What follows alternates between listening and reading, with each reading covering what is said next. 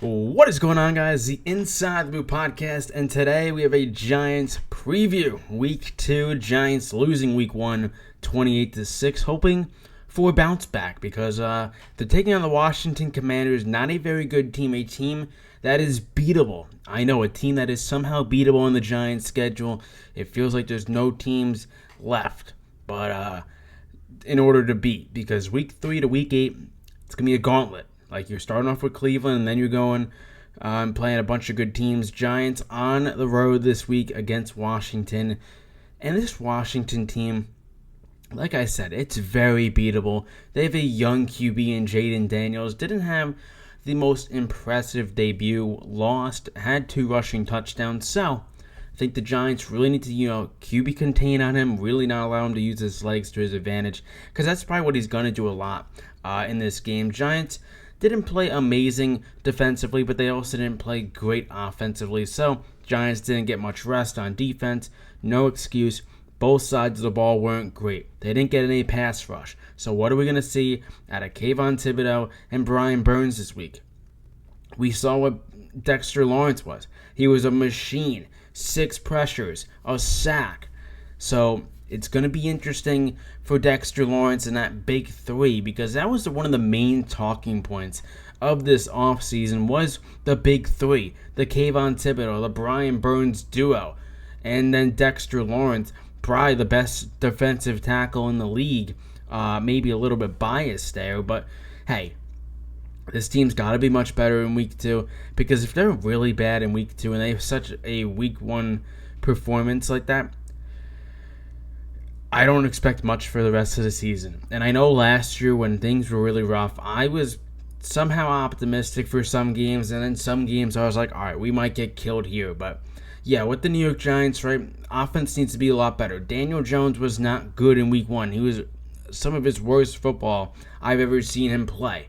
What are we going to see out of that man? Because with Daniel Jones, right, we all of us Giants fans probably know that his tenure as a Giant is up this year, and the only way he saves it is if he somehow balls out and this team makes a playoff game and win a playoff game. That's the only way he saves his job. And as of right now, with what I saw in Week 1, I don't have a lot of hope that he's going to do it this year, just because of the fact that wasn't reading anything well. Threw 2 really bad interceptions, one of those in the end zone, one of those going for a pick 6, wasn't driving the ball downfield at all, and the reason why he was in such good field position to start the game was because of Andrew Phillips, the rookie cornerback who had a monster Week 1. Let's see how he does it in Week 2 when he takes on their wide receivers. I don't know who it's going to be. I assume it's going to be Banks against McLaurin, and then I don't even know the rest of their wide receivers. But regardless, this team needs to be good in Week 2. They got to win, and I think some of the key factors is obviously score a damn touchdown. That is one thing, because this team has not scored a touchdown in 3 weeks of preseason ball, where it's like, all right, but you'd like to see a passing touchdown, and none in Week 1. So Daniel Jones needs to find a way to ball out, expose the Washington Commanders, because they're not good. And if they lose to the Washington Commanders, I don't really know what is going to happen with Daniel Jones and his starting role, because Brian Daboll said that he's the starter, he's going to remain the starter, there's going to be no issues with Daniel Jones and losing his spot right now. I made the prediction in Week 1 that if he's going to lose his job, it's going to be by Week 4, maybe Week 5. Like, they give him the first 5 games, see what he could do. If there's no hope at all, then cancel it. He's gone for good, and we don't have to see Daniel Jones start another game for the New York Giants. And we'll see like Tommy DeVito / Drew Lock get some play in, see what they got. Because I don't know what it is. And I know Andrew Thomas was hurt last year, but that's not what I'm getting to. Last year, Tyrod Taylor and Tommy DeVito played much better in the offense than Daniel Jones. It's like Daniel Jones and Brian Daboll, their relationship, it's a full divorce. Like, they are a divorce, and it's gone. Because Brian Daboll obviously can't trust Daniel Jones, and you only let him through. He only let him throw checkdowns. But also, like, when they did expand the offense to start the game, Daniel Jones wasn't looking downfield. He had Darius Slayton as a potential, or Malik Neighbors. I forgot. That was going like a post route into the end zone. He looked at it, ran away, got the first down, if anybody remembers that play. But man, I want to win this game badly. I really do. And I look at the Daniel Jones era, won a playoff game, whatever. With Daniel Jones, we know his time here is over. It's just when. Like, when are they going to say, all right, Daniel, take a seat on the bench right where you belong? And it sucks. But it also, for me, I get worried with Brian Daboll and Joe Schoen's spot, like their job. Because if Daniel Jones loses Brian Daboll a job, I'm going to be pretty pissed off because I really like Brian Daboll. And I don't think Brian Daboll has been able to really use his play calling like he did in Buffalo. Mainly because, one, Daniel Jones is a QB, and the roster isn't good enough. But I think as years go by, you see Joe Schoen slowly starting to add talent, right?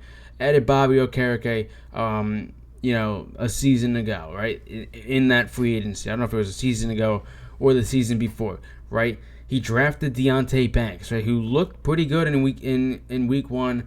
Obviously, still some errors against Justin Jefferson. That's expected coming in from his sophomore cornerback. Deonte Banks needs to show in this week, too, that he can be the dominant CB1. And if he could do that, Andrew Phillips had a really good week. I think his PFF grade was 90 or something, something really high. I don't know what it was, but it was really good. And I know there was a lot of hate on that pick. Me, I was a little questionable about the pick. I thought it was going to be Christian Haynes. They go with Andrew Phillips, who was in need. They did need CB2. They get it. And with Joe Schoen, I say it every single time. If he continues to build a roster that's somewhat competitive, he will keep his job. And eventually that team should be able to get over the hump. Now, with Mara's patience, it's not very lenient, right? I know Joe Judge stunk. Didn't take him long to get his job removed. Pat Shurmur, Ben McAdoo, all these guys, it's like a two-and-done type of thing.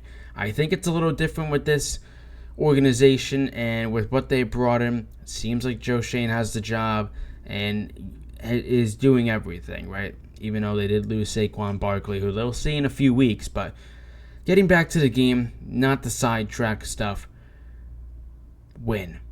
And I want to win, with a lot of points. I want to see Daniel Jones have 2 touchdowns, 21 plus points is the goal. Because if you can't score a passing touchdown with Daniel Jones as your QB, you got to make a change if you're serious about winning. If you're serious about trying to go 7 to 8 wins, Daniel Jones can't be the guy if he can't score touchdowns and drive the ball down the field. I don't care that he's getting paid $40 million. If we have to put our $40 million quarterback on the bench, then that is what has to happen. I don't agree with the contract at all. I thought he was going to get $32 million. All of a sudden, I said that he signed a 4-year deal. Now, the contract is very avoidable. We do know that, but it's just the fact that this guy's getting paid $40 million to play hot dog shit. It pisses me off about that. That's what pisses me off the most about it. Just with how he plays, his confidence is at an all-time low. He can't read the field anymore. He can't really run because he just tore his ACL, and he's ahead of schedule. I don't know if they rushed him. I don't know with all that. I don't know what the doctor said. I don't know any of that. But the fact of the matter is if Daniel Jones wants to keep his job, he needs to win this game comfortably, play a competitive game against Cleveland, and then see what they could do, from week 4 to week 5. Because if they can't do any of that, man, this guy's going to be benched sooner than later. There is a little bit in me that does feel bad for him because this is kind of his first real year, and he's probably so used to just getting pressured, so he's kind of not used to seeing that time in the pocket. He finally has a wide receiver one in Malik Neighbors, who had a good week, 5 receptions, 66 yards. That is very promising, and now he's taking on a defense that isn't very good. Like, all around, they were not a good football team, the Washington Commanders. And they're going to be competing probably for a top pick again this year. Dan Quinn's first year is probably not going to be nearly as good as what it was in Dallas, because Dallas is a much more talented team. Dallas, I guess, while we're talking in division, right, Dak Prescott, $40 million a year. I mean, $60 million a year. I keep talking about Daniel Jones. $60 million a year for Dak Prescott. They just paid CeeDee Lamb. How much is Micah Parsons going to get paid now? How much is that guy going to get paid? It's crazy to me, all this money that Dallas is throwing. Are they even going to have a team? Like, what is the future with the Dallas Cowboys? But the Eagles are the Eagles. Don't need to talk about them. The focus is week 2. The focus is going week by week, winning this week, and then heading into Cleveland and hoping to play a competitive game. Because with Cleveland, they're not as good as I think they are.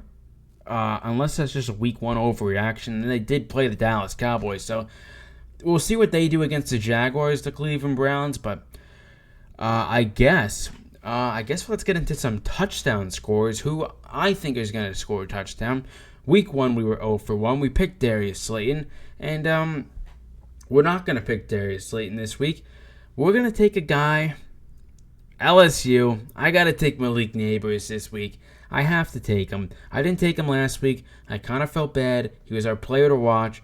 And our player to watch this week, it is going to be Daniel Jones. Daniel Jones is the player to watch this week because this guy's job is literally on the line. We don't know how big of a rope he has with Brian Daboll left, because Brian Daboll, I think, obviously was frustrated in week 1. He said he missed his passes. He said the offense wasn't good. Daboll put it on himself that he needs to be better. They prepared well, just not a good execution. Week 2, the defense needs to come out flying. Like, I need Jaden Daniels to receive some pressure. There was not enough pressure on Sam Darnold. The Giants need to fix that, and that starts with Brian Burns and Kayvon Thibodeau, like I said earlier in the podcast. Another player to watch is, of course, Bobby Okereke. The guy's a tackle machine. Giants missed a lot of tackles last week. Overall, just a horrific game. We'll see how they bounce back. And, I mean, we'll see also, does Daniel Jones last a full quarter? Like a full half? I think he does, but the fact of the matter is I thought Brian Daboll was honestly going to pull Daniel Jones after those first 2 quarters heading into the quarter 3, because Daniel Jones did not provide any sort of hope that they were going to score a touchdown, and the fact that they're at home, 100th anniversary, and they pull off that crap, it's embarrassing. The Giants were embarrassing week 1. They better embarrass the Commanders at their home turf. But yeah, it needs to be better. Daniel Jones needs to be better. We, as a group, need to be better, and we need to start playing good football before it's too late and before the season is over. Because if the Giants lose week 2, I hate to say it, and as an optimistic Giants fan I am, you're probably competing for a top 5 pick. But I guess some positive news.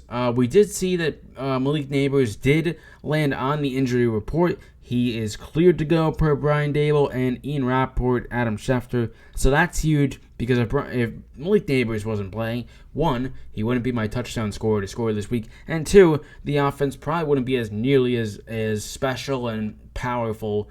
But yeah, I think they need to run the ball better, because they did not run the ball good. Commanders don't have a good team. The Giants have a better team in terms of roster. We'll see what the Giants could do.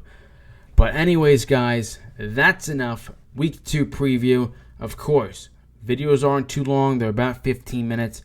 And always, check out our new NFL picks on week 2. Already starting off 0-1. Prayers out to Tua Tagovailoa. He suffered a concussion. Hopefully he's good. And hopefully his career can still resume despite suffering another concussion. But that's enough. Don't forget to hit that subscribe button. Hit that notification bell. Support us. Support the New York Giants. Support our merch. It's in the link in the description. Support our TikTok. That's in the that's in the bio. Support everything. Tell your friends about this podcast. And of course, I'm your host, Vin, Inside the Boot Podcast. And of course, let's win week 2 and let's go 1-1. I'll see you guys soon. Peace.